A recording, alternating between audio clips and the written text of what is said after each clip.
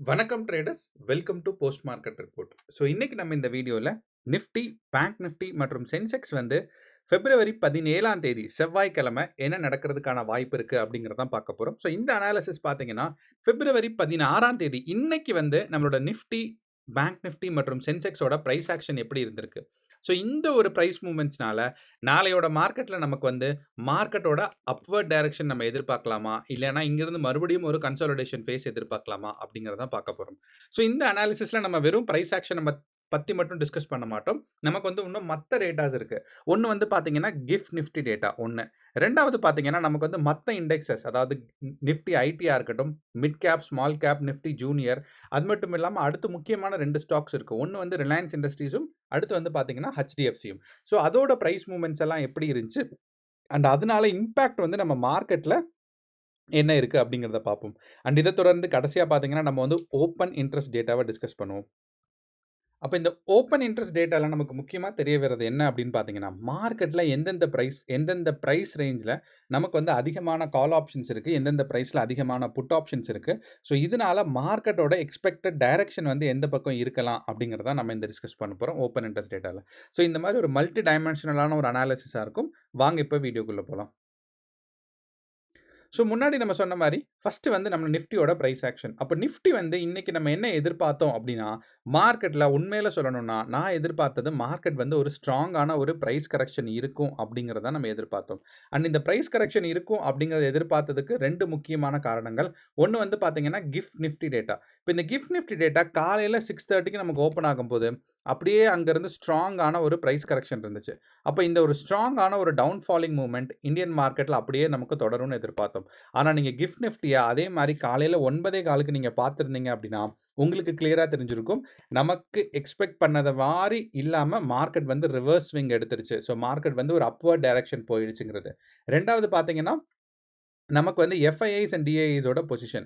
So FIIs and டிஐஐஸோட position பார்க்கும்போது நமக்கு 13ஆம் தேதி பிப்ரவரி, 15ஆம் தேதிக்கு இன்னும் அப்டேட் ஆகலை. அது ஒரு 7-8 மணிக்கு மேலே தான் அப்டேட் ஆகும்.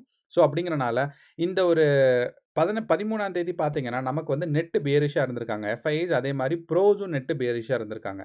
ஸோ இப்போ இது 2 விஷயங்கள், கிஃப்ட் நிஃப்டி அதே மாதிரி எஃப்ஐஐஸோட பொசிஷன், இது 2ம் சேர்த்து பார்க்கும்போது மார்க்கெட்டில் ஸ்ட்ராங்கான ஒரு டவுன் சைட் புஷ் இருக்கிறதுக்கான சான்சஸ் இருக்குது அப்படிங்கிறத நம்ம சொல்லியிருந்தோம். ஆனால் அதே கூடவே நம்ம இன்னொரு டிஸ்க்ளமேஷன் சொல்லியிருந்தோம். என்ன அப்படின்னா, நமக்கு இந்த மாதிரி எப்பயாவது மார்க்கெட் வந்து கிளியராக, அதாவது கிஃப்ட் நிஃப்டி கீழே போகுது, எஃப்ஐஎஸ் டிஐஎஸ்லாம் கீழே போகிறாங்க, ரொம்ப கிளியராக இந்த மாதிரி ஒரு டைரக்ஷன் கொடுத்துச்சுன்னா அப்படியே ஆப்போசிட் டைரக்ஷன் போயிடும். ஸோ இதுதான் வந்து எஃப்ஐஎஸ் அண்ட் டிஐஎஸ் இல்லைனா இன்ஸ்டிடியூஷனல் ட்ரேடர்ஸோட ப்ராப்பர் அண்டர்ஸ்டாண்டிங் ஆஃப் சைக்காலஜி, அதாவது மார்க்கெட் சைக்காலஜி அவங்க அழகாக புரிஞ்சு வச்சுருப்பாங்க. ஏன்னா எல்லா டேட்டாவும் நமக்கு வந்து மார்க்கெட்டில் கீழே போகிறதுக்கு தான் சொல்லுது. அப்போ எல்லா டேட்டாவும் கீழே போகிறதுக்குன்னு சொல்லும்போது அவங்க அழகாக தெரியும். அப்போ எல்லாரும் மார்க்கெட்டில் வந்து ஒரு டவுன் சைட் புஷ்காக தான் எதிர்பார்த்துட்டு இருப்பாங்கடா. அப்போது ஃபஸ்ட்டு 2 கேண்டில் மட்டும் நீங்கள் பார்த்தீங்கன்னா தெரியும். ஃபஸ்ட்டு 2 கேண்டில் மட்டும் நமக்கு ஒரு ஃபேக்கான இதாக இருந்துச்சு. அதுக்கப்புறம் மார்க்கெட் வந்து ஸ்ட்ராங்கான ஒரு அப்வர்ட் மூவ்மெண்ட்ஸில் மார்க்கெட் வந்து போயிடுச்சுன்னு சொல்லலாம். ஸோ அப்படிங்கிறனால இது வந்து எக்ஸ்பெக்டடான்னு கேட்டால் எக்ஸ்பெக்டட் தான். ஸோ எப்பயுமே ஒரு பாயிண்ட்லேருந்து மார்க்கெட் நீங்கள் 3 டைரக்ஷனையும் கன்சிடர் பண்ணணும். ஸோ மார்க்கெட் மேலே போகுதுன்னா எந்த ப்ரைஸ்லேருந்து மேலே போனதுக்கப்புறம் எது வரைக்கும் நீங்கள் பொசிஷன் எடுக்கணும்னு, அதே மாதிரி கீழே வருதுன்னா எந்த ப்ரைஸ்லேருந்து கீழே போனதுக்கப்புறம் எது வரைக்கும் பொசிஷன் எடுக்கணும். சைட்வேஸ் மூவ்மெண்ட் ஆச்சு அப்படின்னா நீங்கள் வந்து ட்ரேட் எடுக்கணுமா வேண்டாமாங்கிறத ஃபஸ்ட்டு முடிவு பண்ணணும்.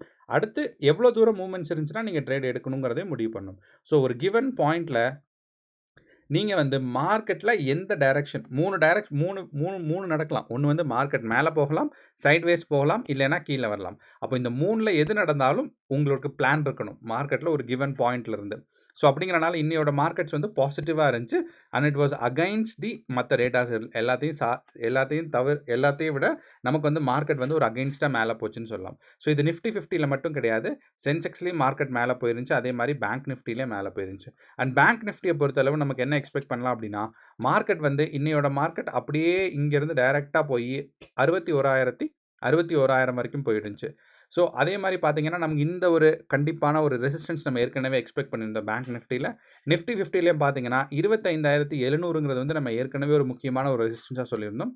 சென்செக்ஸை பொறுத்தளவும் நமக்கு வந்து 83,600 83,600ம் 83,300ம் மார்க்கெட்டில் ஒரு ஸ்ட்ராங்கான ரெசிஸ்டன்ஸ்னு சொல்லியிருந்தோம். ஸோ மார்க்கெட் பார்த்தீங்கன்னா கரெக்டாக நம்ம சொன்ன இந்த ரெசிஸ்டன்ஸ் வரைக்கும் மேலே போயிருக்கு. நம்ம என்ன சொல்லியிருந்தோம்னா ஒருவேளை மார்க்கெட் கீழ போகாம பாசிட்டிவா போச்சுன்னா, இந்த லைன் வரைக்கும் வர்றதுக்கான சான்சஸ் இருக்குன்னு.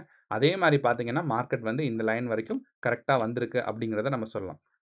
அப்போ 3 இண்டெக்ஸஸுமே மார்க்கெட் இன்னைக்கு வந்து ஒரு பாசிட்டிவான மூவ்மெண்ட்ஸ் இருக்கு. விச் இஸ் அகைன்ஸ்ட் தி டேட்டாஸ்ன்னு சொல்லலாம். ஸோ அப்படிங்கிறனால நாளையோட மார்க்கெட் நமக்கு என்ன எதிர்பார்க்கலாம் அப்படின்னா, நாளையோட மார்க்கெட் இங்கிருந்து ஒரு சின்ன பிரைஸ் கரெக்ஷன் வந்து இல்லைன்னா ஒரு கன்சாலிடேஷன் ஃபேஸ் நம்ம எதிர்பார்க்கலாம். ஏன் இந்த கன்சாலிடேஷன் ஃபேஸ் எதிர்பார்க்கலாம் அப்படிங்கிறதுக்கான ஒரு முக்கியமான ரீசன் வந்து ஓப்பன் இன்ட்ரெஸ்ட் டேட்டால தெரியுது. இப்போ இந்த ஓப்பன் இன்ட்ரெஸ்ட் டேட்டால நம்ம முக்கியமா கவனிச்சோம் அப்படின்னா, மார்க்கெட்ல என்ன இருக்குன்னா, அட் த மணி வந்து 25,700 நிஃப்டி 50 பொறுத்தளவு. அதுக்கு பக்கத்துல 25,500ல ஸ்ட்ராங்கான புட் ஆப்ஷன்ஸ் இருக்கு. அதே மாரி 26,000ல பார்த்தீங்கன்னா, ஸ்ட்ராங்கான கால் ஆப்ஷன்ஸ் இருக்கு. அப்போ மார்க்கெட் இங்கிருந்து மேல போச்சுன்னா 26,000 வரைக்கும் தான் மேல போக முடியும். அப்படி இங்கிருந்து கீழ வந்துச்சுன்னா 25,500. அப்ப நமக்கு நிஃப்டி 50ய பொறுத்தளவுல இந்த ஒரு 500 பாயிண்ட் வந்து மார்க்கெட் வந்து புஷ் ஆறதுக்கான சான்சஸ் நமக்கு கிளியரா இருக்கு. அப்ப நம்ம நிஃப்டி 50ல என்ன பண்றோம்னா, ஒரு பாக்ஸ் போடுறோம். ஸோ 17ஆம் தேதிக்கான ஒரு முக்கியமான ஒரு பாக்ஸ் 26,000லேருந்து நம்ம தொடங்கி, அப்படியே மார்க்கெட் வந்து 25,500 வரைக்கும் மார்க்கெட் வந்து புஷ் டவுன் ஆகுது. ஸோ இதுதான் மார்க்கெட்டோட ஒரு நாளையோட எக்ஸ்பெக்டட் ரேஞ்ச் அப்படிங்கிறத நம்ம சொல்லலாம். ஸோ 17ஆம் தேதி நமக்கு பார்க்கும்போது, நமக்கு வந்து மார்க்கெட் வந்து 17ஆம் தேதி நமக்கு மார்க்கெட் வந்து இந்த டைரக்ஷன்ல இருக்கிறதுக்கான வாய்ப்புகள் கொஞ்சம் அதிகமாக இருக்கு அப்படிங்கிறது தான் நம்ம இந்த ஒரு அனாலிசிஸ்லேருந்து தெரிஞ்சுக்கிறோம். ஸோ இப்போ மார்க்கெட் வந்து அட் த மணிலேருந்து மார்க்கெட் வந்து மேலே போகிறதா இருந்தால் எது வரைக்கும் மேலே போகும்னு கேட்டிங்கன்னா 26,000 வரைக்கும் போகும். அங்கேருந்து மார்க்கெட் வந்து ஒரு டவுன் ட்ரெண்ட் வர்றதாக இருந்தால் 25,500 வரைக்கும் வரும். ஸோ இதை நம்ம எழுதி வச்சுருவோம்.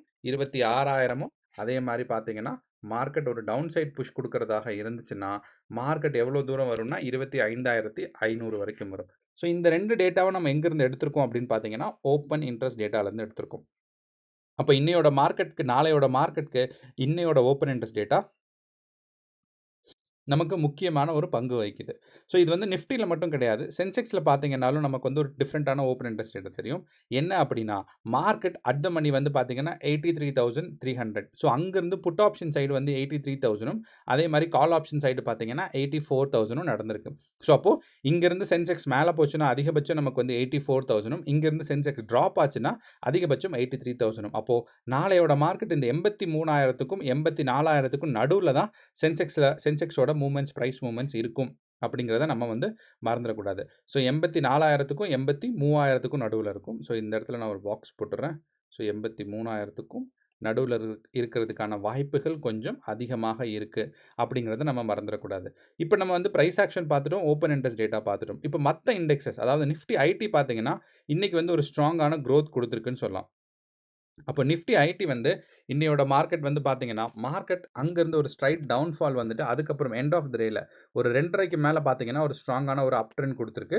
அதே மாரி நமக்கு நிஃப்டி ஐடிய தாண்டி நிஃப்டி மிட் கேப் இருக்கு. ஸோ நிஃப்டி மிட் கேப் வந்து இன்னைக்கு வந்து ஒரு கேப் டவுன்ல தொடங்கி மார்க்கெட் வந்து ஒரு அப்வர்ட் ட்ரெண்ட்ல தான் இருந்திருக்கு. நிஃப்டி ஸ்மால் கேப்பும் பார்த்தீங்கன்னா, நமக்கு வந்து ஒரு கேப் டவுன்ல தொடர்ந்து மார்க்கெட் வந்து கேப் ஃபில்லிங்கும் நடந்துருச்சு. ஸோ இந்த கேப் டவுன் வந்தத கேப் ஃபில்லிங் நடந்துட்டு மார்க்கெட் வந்து ஒரு சைட்வேஸ் போயிருக்கு. ஸோ என்னதான் இருந்தாலும் ஓப்பனிங் பிரைஸும், குளோசிங் பிரைஸும் பார்த்தோம்னா, இன்னையோட மார்க்கெட் வந்து ஒரு பாசிட்டிவான மார்க்கெட்டா தான் இருந்திருக்கு. ஸோ நிஃப்டி ஜூனியர் அதாவது நிஃப்டி நெக்ஸ்ட் 50ன்னு சொல்லுவாங்க.